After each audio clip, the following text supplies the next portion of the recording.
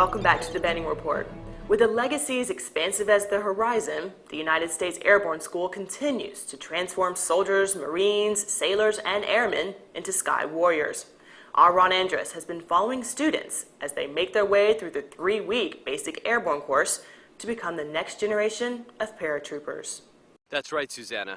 Each year, 18,000 of America's finest descend on Fort Benning to learn how to jump out of airplanes and earn their wings.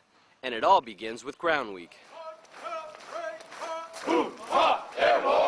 We are making warriors here, we're making leaders, and we are making paratroopers. Year in and year out, the United States Army Airborne School stays extremely busy, carrying out a vital mission for America's combat capabilities. The mission of the 1st Battalion, 507th Parachute Regiment is to train all the nation's paratroopers, jump masters, and pathfinders. We run 3 schools here, one of which is a basic airborne course, 3 weeks in length.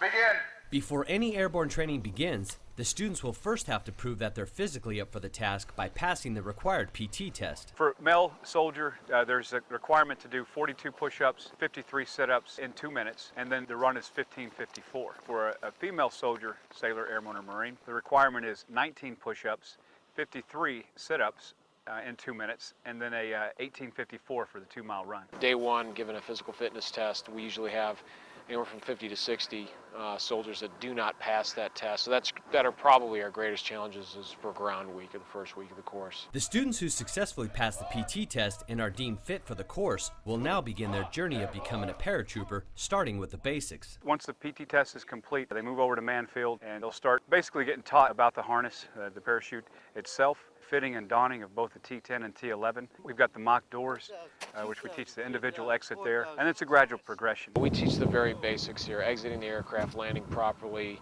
understanding your parachute, understanding how to use your reserve in case you have to, things of that nature. Training, ingraining, and building muscle memory into the soldiers on every aspect of what they need to don parachutes, be inspected, do all the actions to load the aircraft, on the aircraft, exiting the aircraft. And once they learn how to exit the aircraft, they'll also need to know how to land properly so they can avoid injury and hit the ground running. Doing the parachute landing falls off for what they call the lateral drift apparatus, which is just a device that puts them a little bit higher in the air than off the ground, and they learn how to land left, right, front, and back. After learning the basics, the students will then progress to the 34-foot towers, where they'll get their first real taste of what lies ahead.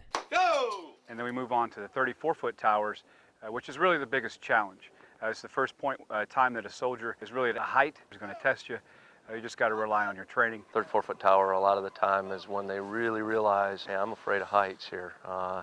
And so they overcome some of that fear right away. The big challenge is obviously getting over the fear of going out of the 34-foot tower is probably the first thing that they're having to deal with, and it's clearly an unnatural act. Again, it's baby stepping as much as you possibly can. 34 feet is not even close to the 1,250 feet that they'll jump, but at least it's a step in the right direction. And taking that step builds their confidence and teaches them that they can conquer their fears and accomplish any mission. We are instilling a paratrooper warrior ethos in everybody that comes through this course. Go! The students who successfully make it through Ground Week will move on to the next phase, which is Tower Week, where they'll face even larger vertical challenges and really be put to the test.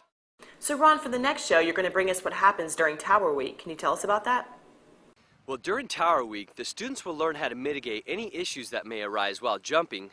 They'll conduct mass exits from the 34-foot towers, and the big one, of course, is they'll actually drop with parachutes from those famous Fort Benning landmarks that loom over Eubanks Field behind me, the 250-foot towers.